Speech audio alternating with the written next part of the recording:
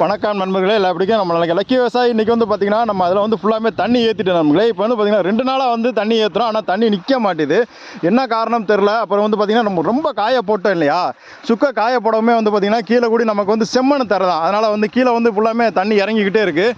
இப்போ என்னென்னு பார்த்திங்கன்னா நம்ம ஜல்லிக்கட்டு காளையை ஃபுல்லாமே வந்து எல்லா இடத்துலையுமே அப்படியே தொலி அடிக்கிற மாதிரி அப்படியே இழுத்துக்கிட்டே இருந்து மாட்டை குளிப்பாட்டின மாதிரியும் ஆயிடுச்சு. அதே நேரத்துக்கு வந்து பார்த்திங்கன்னா கீழே ஃபுல்லாக நல்லா மிதித்து நல்லா இது பண்ணோம். அதனால் வந்து பார்த்திங்கன்னா எல்லா மாட்டையுமே உள்ளே இறக்கி எல்லா பக்கமும் நடக்க விட்டுக்கிட்டு இருக்கேன் நண்பர்களே.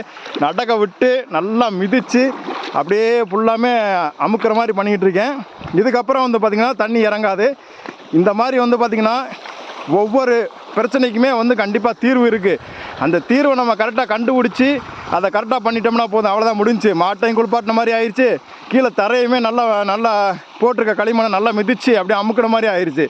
இது ஒரு ரெண்டு நாளைக்கு இந்த மாதிரி பண்ணோம்னு வச்சுக்கோங்களேன், கிளியராக வந்து உங்களுக்கு நல்லா அமைங்கிடும் நண்பர்களே. இங்கே பாருங்கள், தண்ணி வந்து நல்லா கிச்சனு கீழே அமைங்கிடும், தண்ணி உள்ளே இறங்காது நண்பர்களே. ஓகே நண்பர்களே, பாய்.